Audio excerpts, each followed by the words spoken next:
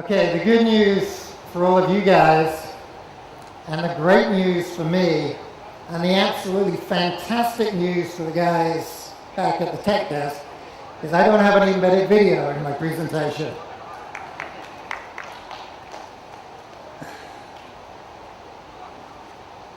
Oh, there we go.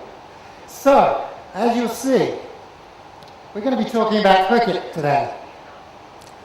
Now, were it not for the fact that I am that guy, I think I'd find it rather amusing that an Englishman who's lived in the United States of America for the last 22 years is standing up in front of this audience about to tell them why Indians love cricket. Unfortunately, I am that guy, and I'm not sure I'm seeing the funny side of this right now. So let me clear something up right from the beginning. I am not an expert in Indian cricket. What I'm here to share with you is the collective insights that I have gained over the last 6 or 7 years conducting passion driver research in 13 different countries around the world, trying to understand why consumers care so passionately about sport. The 13th country that we've done is actually India. We did field work last month. I'm going to share some of those findings with you. We looked at Test cricket and IPL. I'm going to share some of those Test cricket findings with you. So I want you to take this presentation in the spirit in which it is delivered, which is very much from the outside looking in. A view from the boundary, if you will. What we're going to be talking about is passion. And in this particular case, the passion that consumers have for sport, or music, or entertainment, or movies. In this case, sport. And at the heart of that passion is a tiny little word, why. Why is where the magic happens. Why consumers care about these sports, why they care so passionately about the sport, is one of the greatest assets that you guys have at your disposal to connect with consumers. It's one of the greatest things about my job. We work with clients in financial services and insurance. I don't have to deal with any of that boring stuff. I get to deal with what consumers really care about, which is the things that they love. How we understand that why is through passion drivers. I'll give you a little explanation of what that is and why we developed it and why we felt it was needed. And based on our understanding of why, then we get to where the magic really happens, where 1 and 1 no longer equals 2.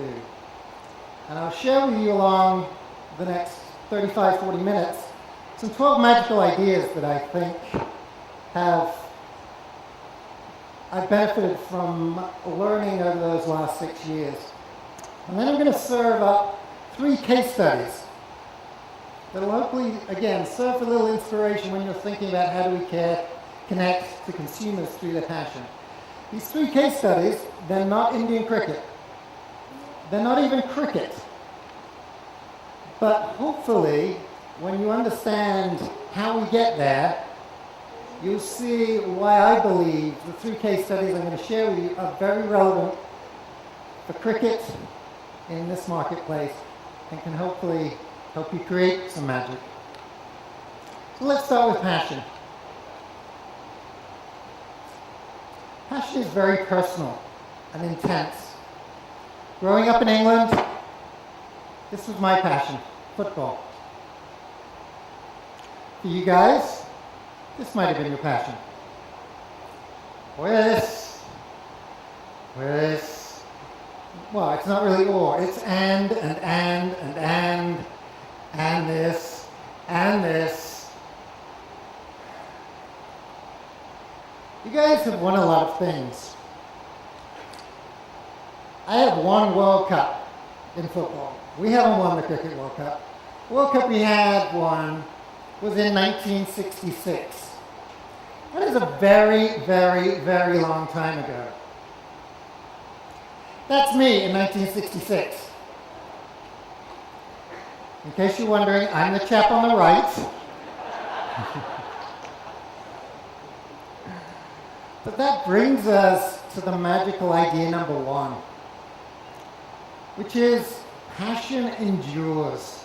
This isn't a fad or a trend. It tends to be a long-lived relationship, which again is a fantastic thing when you're advertising and you're communicating and you're building brands and you're building an affinity to your brand with consumers, because passion endures.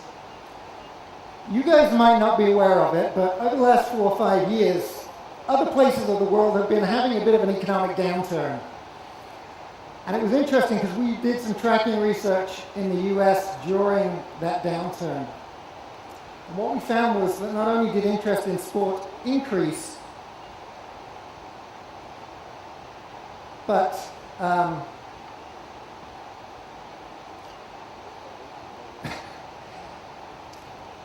the passion that consumers had, while they might not have attended as much, they certainly watched, and their interest levels in sport went up. So it's a way to escape. When we look at the hierarchy of needs from our research, it's a way to put all the other stuff in life away, and it's something, again, that I can feel connected to and have a very strong emotional connection to. So again, it's a magical thing, this enduring passion that we have for sports. It's fabulous passion. You can see written all over their faces. It engages in a tremendous amount of consumers, all in one place, usually all in one time. It's a great aggregator, and that, in our industry, is a great opportunity to deliver business results and profitability. Which leads to magic idea number two. Passion is not only very emotionally rich, financially it can be quite beneficial too, as long as we use it the right way. So how do we use things like this to change purchase behavior, change brand perception, change consideration, to make more of this for yourselves, for your brands, for your clients? Well, it all starts with the consumer, the fans, be they fans in the stadium or in the street or in their homes. Which leads us to magical idea number three. When we're thinking about sports and sponsorship, don't ever fall into the trap of, here's our brand, and here's the team, the sport, the personality, the athlete that we've just spent a lot of money to acquire. How do we make these two things work together? That's not how sponsorship works. Because if you do that, the poor consumer is left standing on the other side of the rope. He's watching from the sidelines. Where you need to start is always with the consumer, and understanding why the consumer cares so passionately about that sport, that team, that athlete.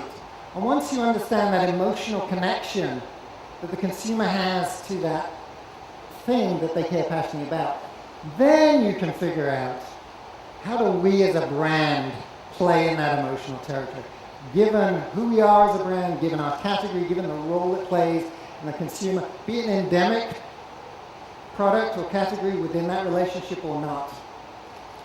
Always start with the consumer. And the passion that they have, oftentimes a quite irrational passion that consumers have for sports.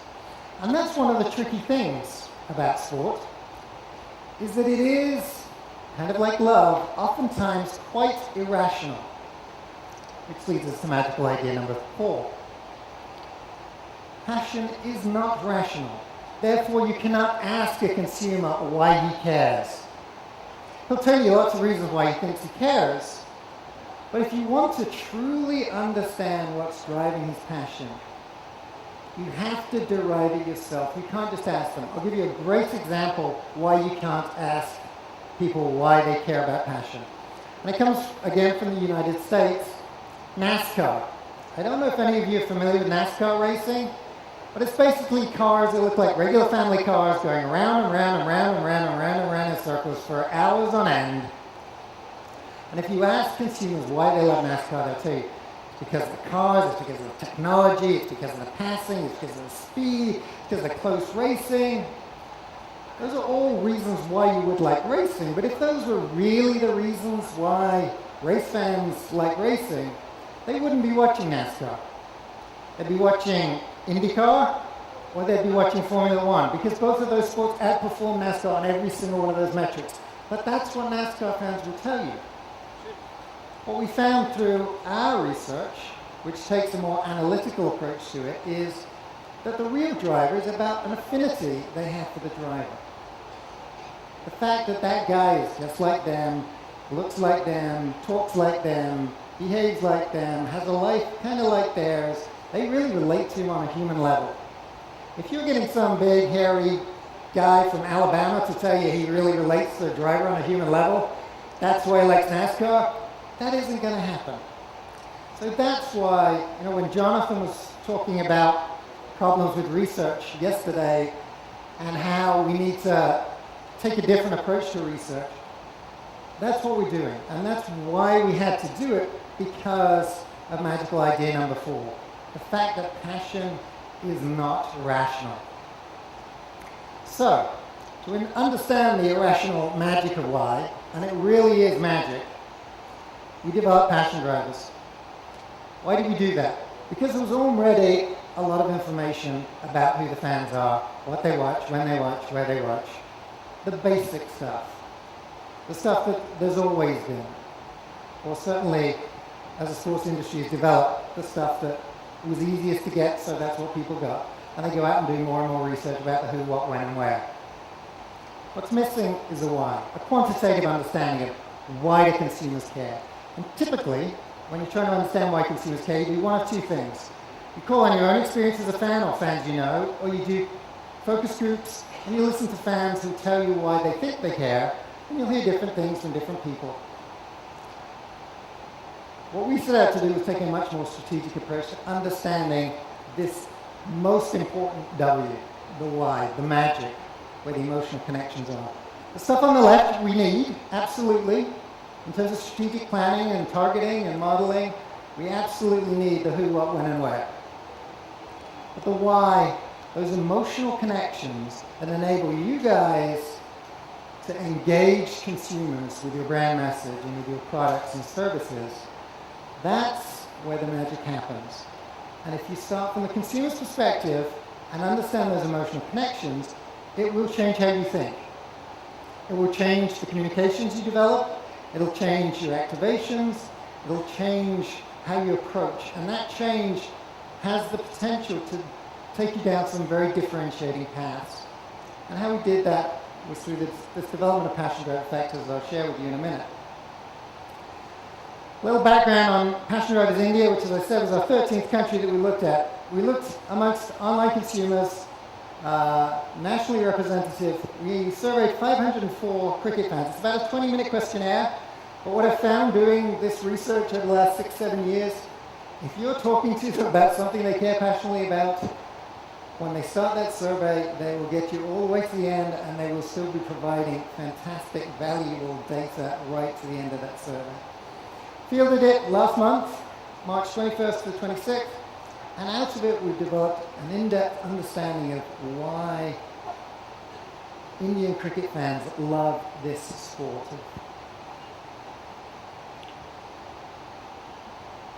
Let me just take you through the process, this process that we've now applied around the world. We started off by doing what everyone else does. We did focus groups in 3 markets, UK, China, US.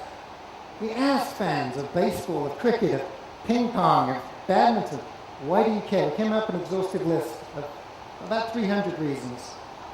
There's some duplication and overlap. We boiled it down to 56 unique attitudinal statements that we felt captured all of the key dimensions of fandom. We've now built this database of over 75,000 passionate fans that have all answered not only in response to those attitudinal statements, but also a hierarchy of needs, how they interact with the sport, their perception of sponsors, and the basic demographic information as well. What we do is we don't just take the information on face value though. There's a 3-phase analysis, so we can actually interpret the data and understand the irrationality of passion. First step, a factor analysis. that looks at patterns of responses across consumers and groups those 56 attributes into 12 factors that I'll take you through in a minute. We then quantify, through a Pearson regression analysis, the relative contribution of those factors. I promise the boring techno research speak will end at this slide. And then we run a cluster analysis to identify the different types of fans within a sports fan base, because not everyone follows a sport for the same reason. And we segment the fans not based on how avid a fan you are, but on why you care. What connects you to this sport? And that has been one of the most fascinating things from my perspective over the last 6-7 years, is you find some sports are very homogeneous, and other sports, you've got groups of fans who are following the exact same sport for very different reasons. We can then create a profile of all these different types of fans within a sports fan base to have an in-depth understanding of why consumers care. And using this as an input to the creative process and working with creative agencies and our clients to develop consumer-centric activations that are based on this in-depth, quantitative understanding of why fans are fans. All right, so what are the 12 factors? First one, a group of attributes that got grouped together, and the common theme here was participation.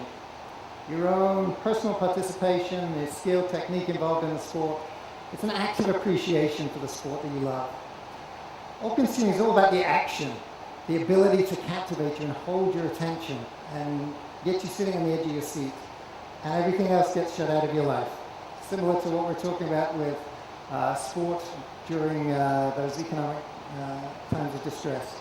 Gloating, one of my personal favorites, the dark side of fandom, if you will, comes out in European soccer fans. You'll not be surprised to hear that that has a pretty high contribution to their relationship to sport. Love the game, much more wholesome about the fun, competition, excitement. Nostalgia, pretty self-explanatory, history of the sport. Personal indulgence, a little bit selfish, me time, sport as reward.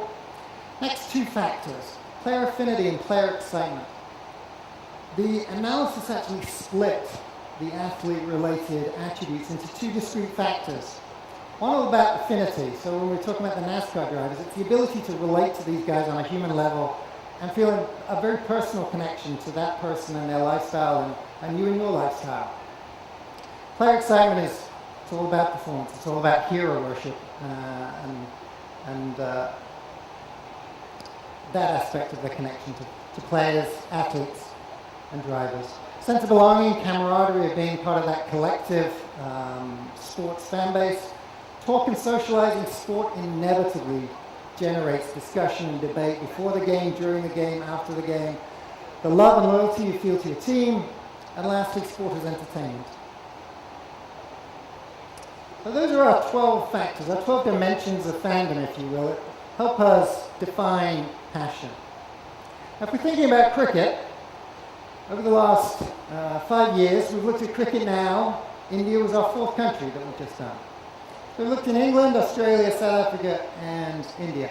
I'm just going to give you a quick tour of those three countries to put the Indian findings in context. So England, first of all, let me explain what you're looking at. So the 12 factors that we just described are down the left-hand side, and the relative contribution of those factors in defining the emotional connection that consumers have to that sport are expressed in the bars. So the first thing you'll notice, there isn't really one dominant factor. We've got about 4 factors at play here that all help explain different emotional connections that English cricket fans have to the sport of cricket. Certainly there's some team devotion there. There's some talk and socializing. Nostalgia plays a big part in it. You know, everyone's still talking about 1981 and Bowden's Ashes. And the all-consuming nature of the sport itself. But no real dominant factor. If we take a little bit of a deeper dive into England, we can understand why there is no dominant factor. Because there's actually 3 different types of cricket fan in England, and they all follow the sport for very different reasons. If you look at the top 3 factors for these 3 different fan typologies, you got, for one, it's about a TV experience and a love of the game and nostalgia. For another group of fans, it's again, love of the game, a little bit of personal indulgence and nostalgia, so there's some similarities there. But then for the third fan typology, it's about social, it's about talk and socializing, it's about the excitement of the sport, and it's about a stronger team devotion than we see in the other two fan typologies. When we're trying to engage consumers and engage, hopefully, the entire fan base, this is a problem. It's also a problem when you have a hierarchy that doesn't have a dominant factor. And unfortunately, we see that in Australia as well. No real dominant factors, but a nostalgia, all consuming, talk and socializing, love the game, team devotion. Similar to the UK, but again, no real dominant factors. South Africa, again, similar story. So, that kind of brings us to India. And I was not expecting to see the same result here. And I didn't get the same result here. It's a very, very different relationship in this market than we see in those other three markets. You have this strong tribal connection with this very strong team devotion that is really defining the relationship you have to Test cricket. Yes, there are some secondary factors in there: nostalgia, player excitement, talk, love of the game, the talk and socializing. But at the heart of your relationship is this team devotion. I'm going to talk a little bit more about that team devotion in a minute, but I just want to touch on the player-related factors that we talked about. The hero worship, again, one of those important factors that has a large contribution to your connection to the sport. Player affinity, you'll notice, is actually at the bottom. And why is that? Because they're not human. They're gods. These people are not like me. They can do things I can't do. I cannot relate to these people. That's my interpretation as an outsider for why that connection to the players is all about the hero worship. It's about the talent. It's not about the affinity. But to go back to team devotion and the tribalism that is the relationship that the Indian fans have to the sport, it made me realize, and that's the beauty of passion drivers as well. Whenever I get the results back, I might not have thought that exactly going in, but when you get the data back, you're like, of course, it makes sense.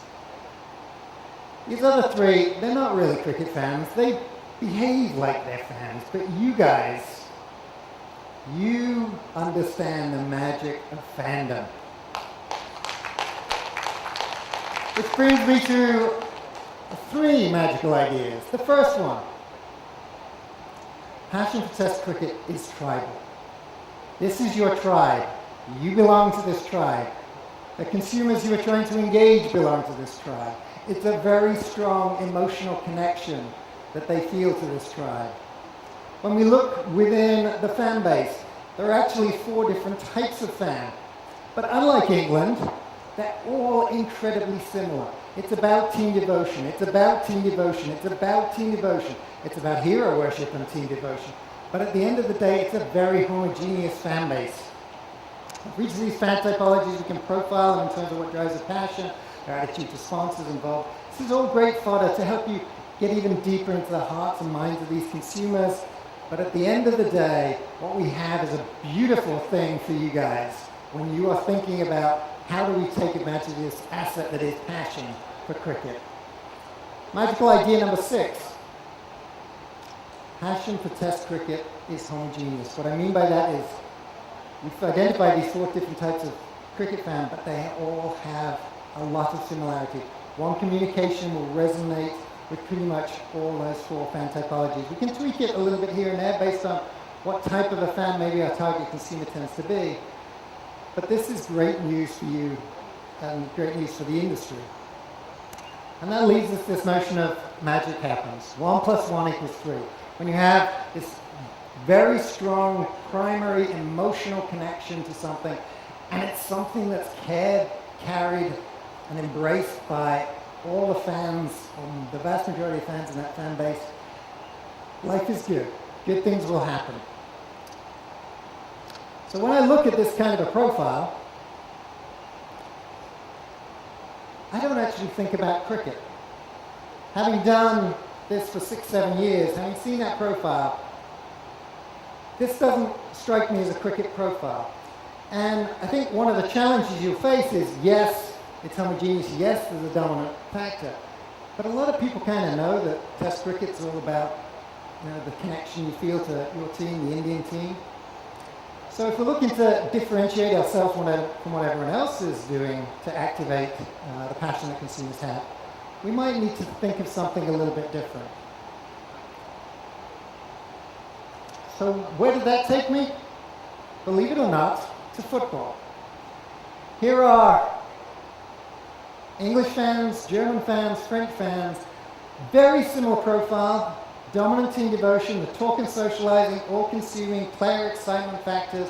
When we look in another mature football market, Brazil, very similar team devotion, player excitement, all-consuming.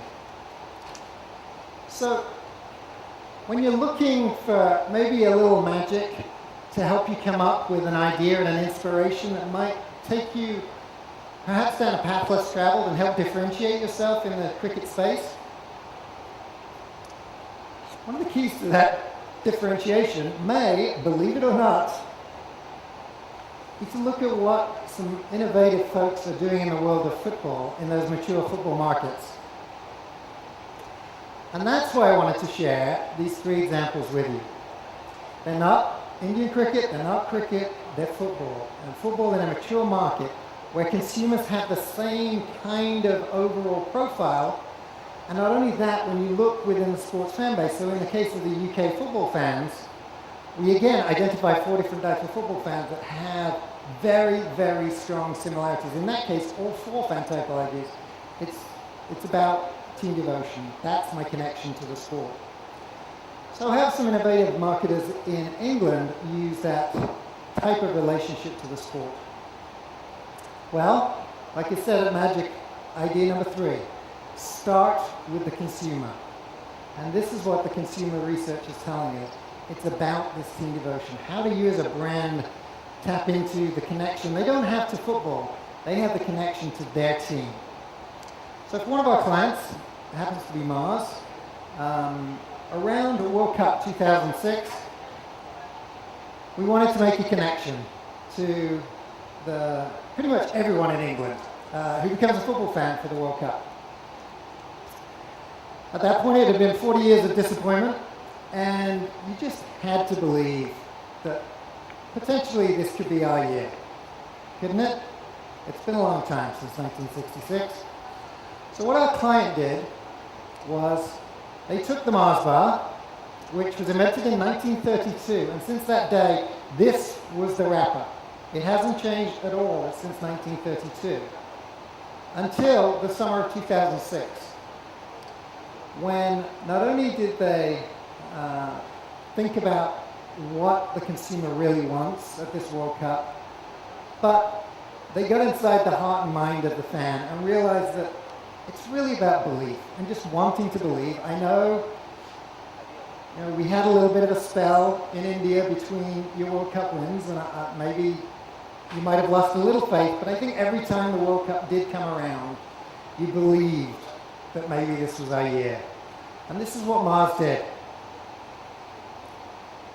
Again, a little bit out of the ordinary, but very differentiating. And they built an entire program around believing, because it was something that English fans could relate to. It's a hope. It's an optimism. You know it's going to be crushed, because it always is. But that's the beauty of sport. That's the beauty of passion, is it can make, when you win, everything seem great. The kids are well behaved. You don't argue with your wife. The politicians know what they're doing. Life is wonderful. Unfortunately, 2006 didn't end as well as we'd hoped, and we went out on a penalty shootout again, which brought us to 2010. Now, 44 years of disappointment, but we still believe that this could be our year. So what did Mars do? Well, based on the success of that Believe program, which actually was an ambush marketing, they didn't have any rights. They used generic football imagery and the flag of St. George to do an ambush. But the program worked so well that they became an official England sponsor. And again, for the second time in the history of Mars, they changed the design of the wrapper. And it was a white, they literally became a fan. They wrapped themselves in the flag. They had the badge of their tribe. which was the Three Lions, and they became a fan for England. And of course, the same thing happened, and we got disappointed, and a linesman apparently didn't see the ball went over the line, as Mr. Rooney's politely explaining to the official. But there was a winner that summer in England, and it was Mars. And just by becoming part of the tribe, their two largest retail outlets, which was Sainsbury's, their sales were up 24% in the second quarter during the activation. And Tesco's, the other major grocery chain in the market, the sales again went up 33%. So again, a little thought for you in terms of magical idea. If you start from the fan's perspective and you think like a fan and what the fans really care about and want, potentially it can do good things for your brand and for how you make a connection with the consumer. Second example, for the Coca-Cola company. This was not a project we worked on, but the reason why I talk about this as my own personal favorite sponsorship activation of all time is because this is where 1 + 1 truly didn't equal 2. This is where magic happened. So they were a league sponsor, a football league sponsor in England, so not the Premier League, but the next 3 leagues down, 72 professional clubs, but they had a league deal. And as we saw from Passion Drivers, the connection is not to the sport, it's not to the league, it's to the team, it's to each one of those 72 clubs. So Coca-Cola, similar to Mars, wrapped themselves in the colors of that team, and in each of those 72 stadiums, the iconic red and white script field boards were replaced by the team colors, be it blue or white, black and white, yellow and green, yellow and white. But then they did something really special. Because at the end of the day, what does a fan want more than anything? They want to win. They want their team to win. And what Coca-Cola did was they provided a fan with the opportunity to help their team win. It was a sweepstakes. Buy a player for your club. That's how you make a hero. Is you give a fan the opportunity to make his team better. Winner of the sweepstakes was a guy by the name of Aaron Barry, who got a cash prize, but perhaps more importantly than that, he got £250,000 for his club, which was Brighton and Hove Albion. So they used it to buy a player called Colin Kazim Richards, who was playing for Bury in the 4th division. Sorry, the Coca-Cola League 2. Brighton and Hove Albion signed him. They were playing in the Coca-Cola Championship at the time. He played very well for Brighton for a year, was spotted by Sheffield United, who bought him. He then played in the Premier League for a year, played very well. He's half Turkish. He was spotted by Fenerbahce. So he then played for Fenerbahce for a year, and at the end of that year, he ended up playing for Turkey in the European Championships. Why is this my favorite example of how you use a sponsorship to engage with consumers and tell your brand story? Because when that Brighton fan won the contest, the local paper ran a story about how the Coca-Cola kid was coming to town.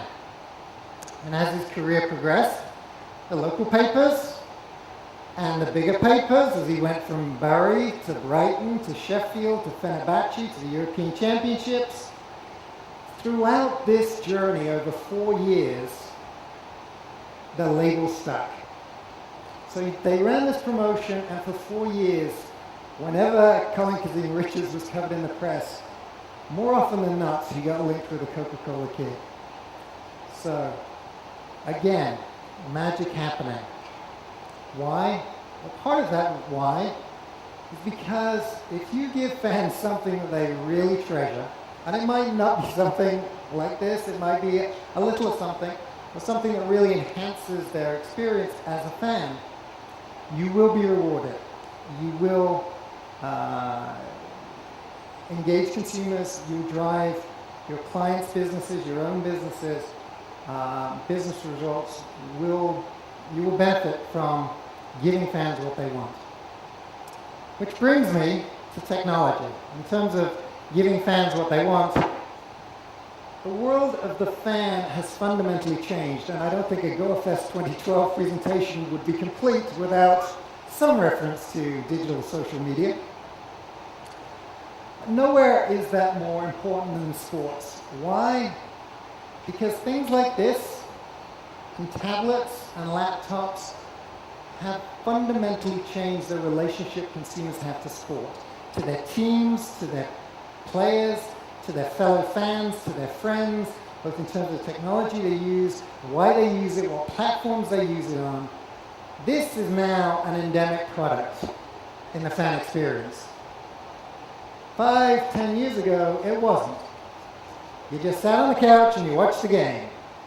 But now, multitasking has come to fandom. And we did, as part of the Indian research, we did some research around multitasking. We've also done it in the UK, Germany, France, and Russia in the last 6-9 months. And the results are remarkably consistent. When you're looking at online consumers and live sporting events, over half of them, in each of those countries, over half of them report doing something during the game other than just sitting there watching it. They're either on their laptop, they're on a tablet, they're on their mobile device. And if you're trying to target and engage young males 18 to 34 are 50% more likely to be on their laptop than males over 35. They're twice as likely to be on their mobile device than the older males. They're 3 times as likely to be engaging with social media on their mobile device during a game. So think about that if we're thinking about, from a cricket perspective, if we are trying to reach those consumers during the live experience, part of that fan experience is now digital social media. It's not an option, it's now a prerequisite for the fans. And live sport is fantastic. It aggregates a tremendous number of fans all in one place, doing one thing, watching a game, and if they're not in the same physical location, these types of devices enable fans to connect with the sport they love, the team they love, the players they idolize, their fellow fans, and their friends. And that gives you some chance for some great activations. One of the first to the party was Heineken and what they did around Champions League in Europe. So every single game, you could play a game, challenge your friends during the game, and they created a game within a game for those multitasking fans.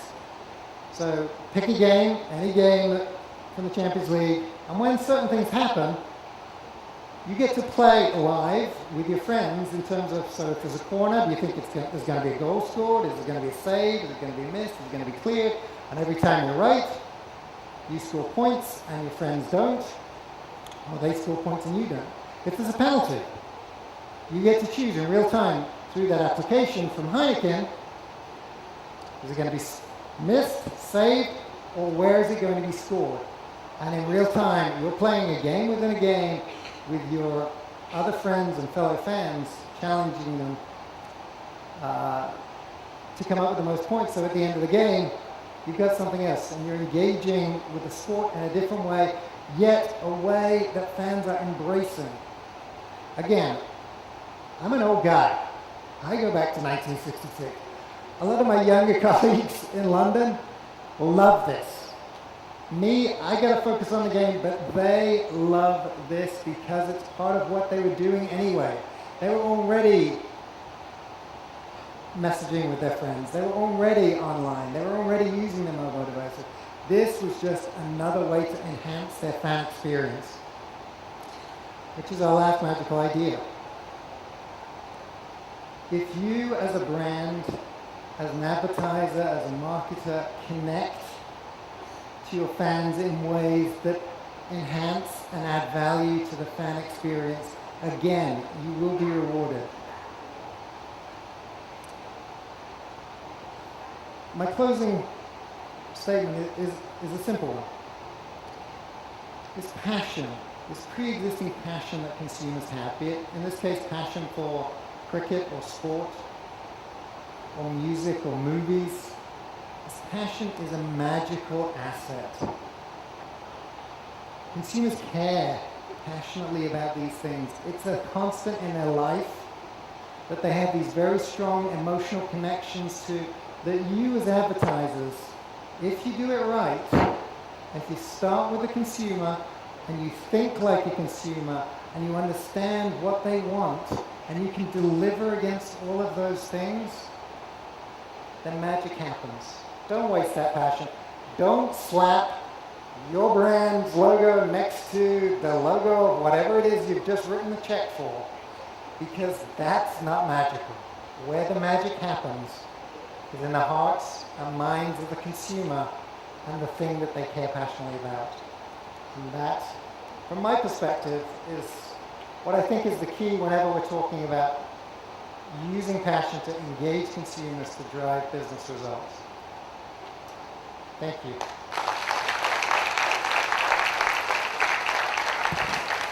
Thank you, Simon. Thank you so much. If you'd like to take a seat, I will introduce the moderator for your question and answer session.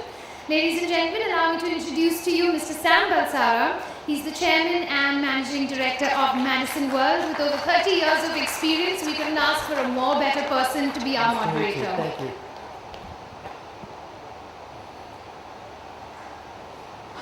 Hello, Simon. You've done a good job. Thank you very much, especially for that special study on why we Indians like cricket and what we can do to get more out of cricket. As you were talking, obviously I spent a lot of time thinking about sport marketing. And I was wondering why it's not as big as we think it should be in this country of 1 billion people. You know, sports marketing is still very, very tiny in this country, although I think we're at the kind of tipping point where it's threatening to become big, thanks to IPL and stuff like that. Now this talk of several leagues like IPL coming up in other games like hockey, basketball, some have already started happening. So I think the time is very right that you are here and we're discussing sponsorship. One of the thoughts that strikes me is that the reason why Indian sport as a whole kind of started off, maybe 40, 50 years ago, is because a few Maharajas, a few corporate Maharajas genuinely wanted to encourage the sport, and they signed a check without expecting anything in return. They signed a check in order to promote sport. They didn't call it sponsorship, they didn't expect anything in return, they didn't want to build a brand. All that came subsequently. Today, if I sort of go back to the current time, I find in India the number of advertisers, we have about 100,000 advertisers in print. We have maybe at least about 30,000 advertisers on print. But if you count the number of advertisers who are actively involved in sports sponsorship, not just in advertising on a sport, but in sports sponsorship, you probably will have difficulty finding maybe 20, 30, 40. What advice would you have as now an evangelist of sport marketing as to what we should do in this room to get more people, to make them come alive to the power of sport marketing and the role that sport marketing can play in building their brands? I think it's interesting because if I think back 10 years in the United States, I think sports marketing, similar to here, you had the core brand marketing activity, and sports marketing was something that happened on the periphery. And the brand managers, the brand guardians were very focused on keeping sports marketing on the outside so they could dedicate 100% to extolling the virtues of their brand, their products, and their services. And I think what they noticed over time, they all did a little bit of sports marketing. I think what they noticed over time is maybe consumers aren't fanatical about life insurance or toilet cleaners, but they do care about these other passions they have in their life. And while we might not be able to engage consumers in a discussion about the nuances of financial products and services, maybe the fact that they care about golf and we're associated with golf makes them feel better about our brand. And what's more important, that golf connection gives us an opportunity to talk to consumers about our brand values, our brand virtues, in the context of something they care passionately about, which in that particular case would be golf. And what we're seeing more and more in the United States, and I think you'll see that here as well, is there's been a shift. And now all of a sudden they're seeing, the brand marketers in the US are seeing the benefits of actually using that passion as part of their core brand messaging. So it's no longer something going off on the side, it's something that they're running in their prime time advertising. Theme creative is no longer something that just runs in sports programming.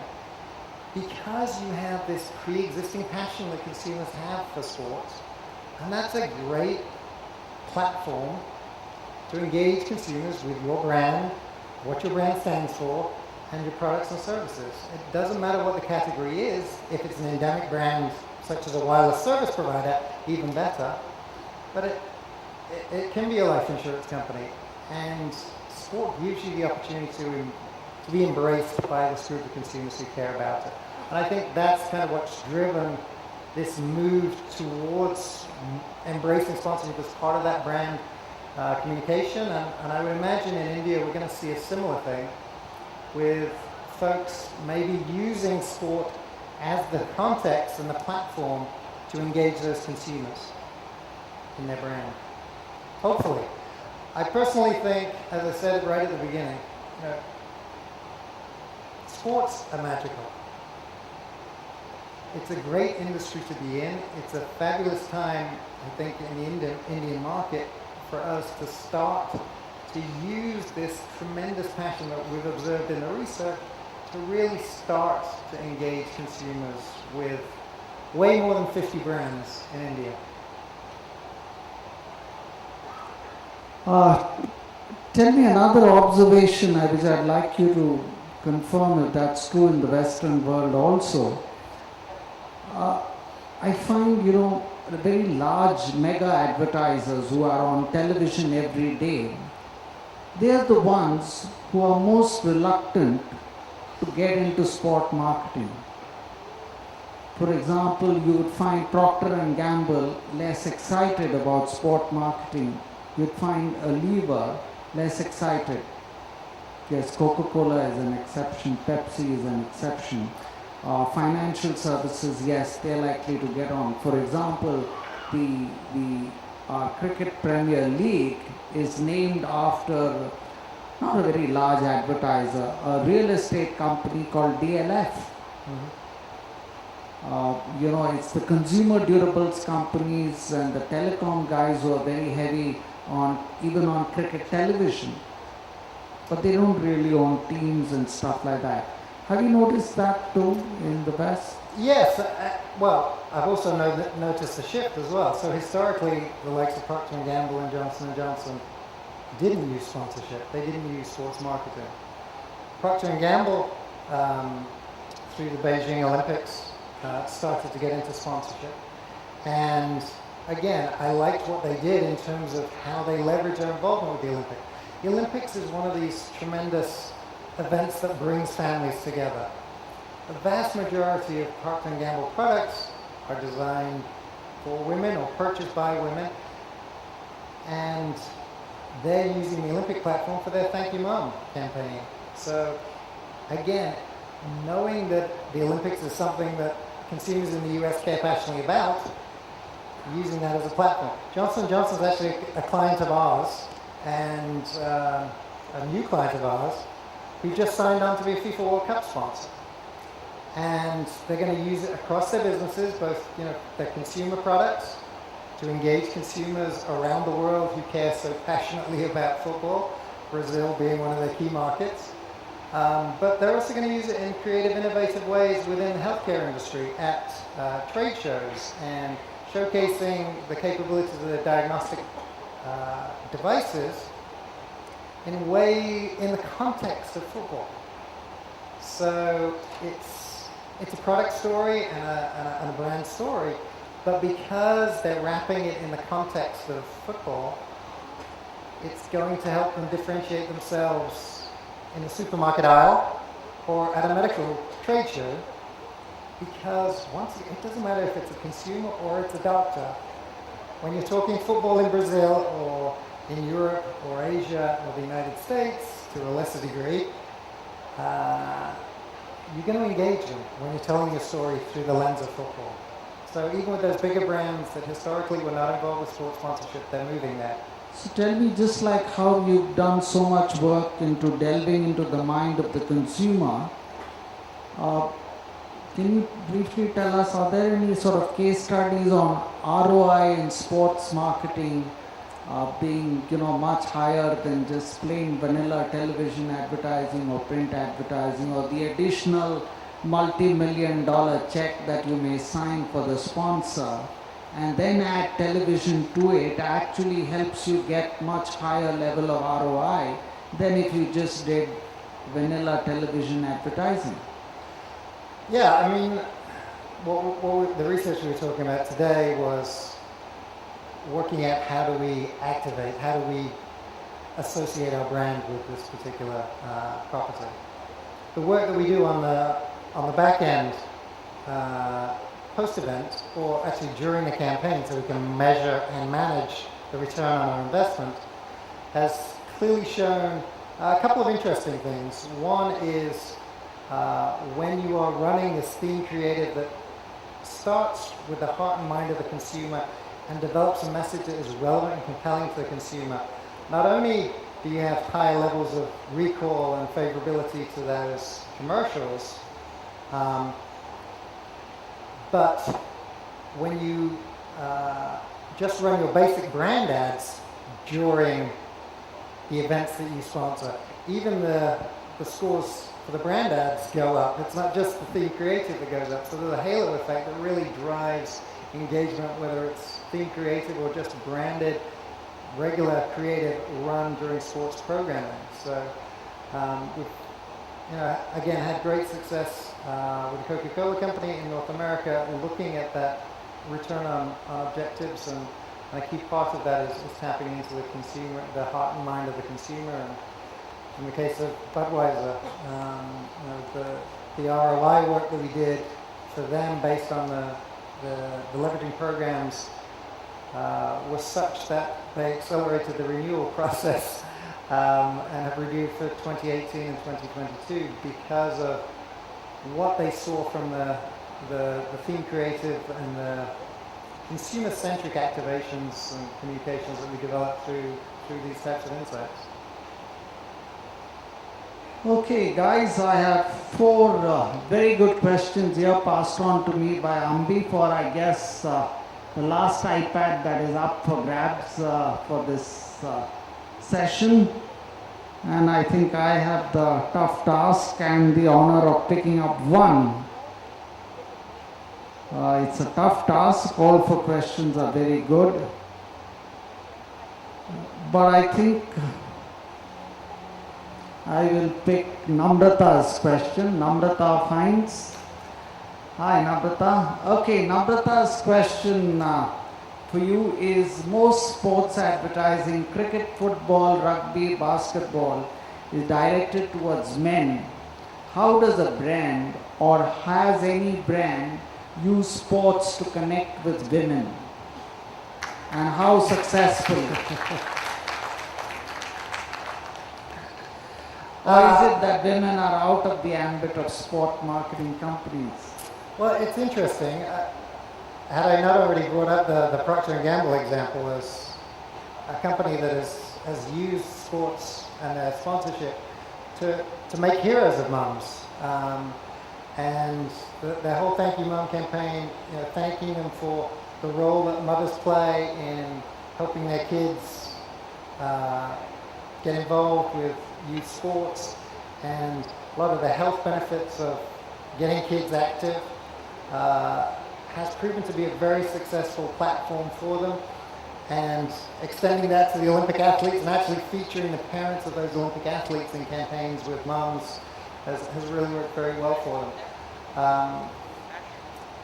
Historically, again, I think you're true. It was true. The vast majority of activation was focused on women. Men, I think we're starting to see more and more things that now appeal to why women care. And certainly we've, through the course of the research that we've been conducting over the last 6-7 years, identified that there are very different emotional connections that women have to sport versus men. And there are some smart brands out there who are starting to focus in on those unique relationships that female consumers have and maybe after listening to you, Namrata will make a good start at Heinz with sports marketing, right, Namrata? So Namrata, you want to come up on stage to collect your iPad? Congratulations, Namrata. That was a very good question. You truly do deserve this iPad.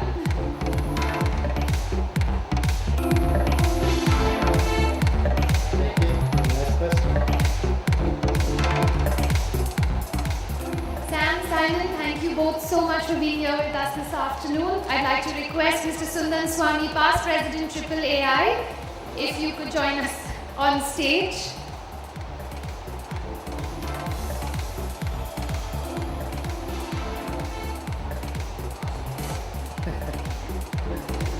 very much. Simon, thank you so much for being here with us at Goafest 2012. Thank you. Sam, thank you for joining us on stage. Thank you, gentlemen.